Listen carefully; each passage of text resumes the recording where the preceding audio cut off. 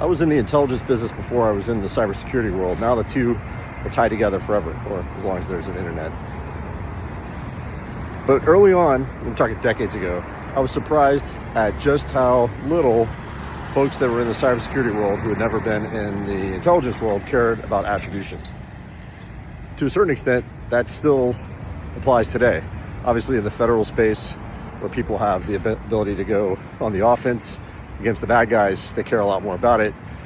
The business of threat intelligence in the commercial space is a big business now, and there are plenty of corporations out there that have threat intelligence teams and consume threat intelligence and care about these things to build a coalition around whodunit.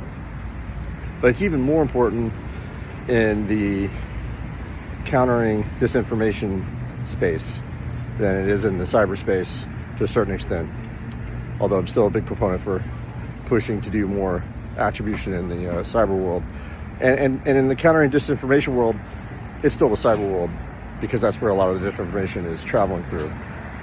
So the rollout of the location data, metadata, other data associated with accounts on X, formerly known as Twitter, is an important step to countering disinformation. Now, obviously the bad guys are going to change their methods of madness and use VPNs and other things to start new accounts, but we have to get even better at cyber attribution to counter this disinformation.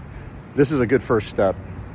You can now unmask people that were purporting to be radicals on either side, supporting an effort of any kind, and say, hey, all along I thought this guy was some rando in Kansas, but he's in the Philippines or China or whatever. And that doesn't make any sense. So all the big social media players that are the super highways for spreading disinformation, they have data to allow us to unmask more and more at a minimum without violating people's privacy and sort of the core principles of the internet, sort of a general location of where someone's from.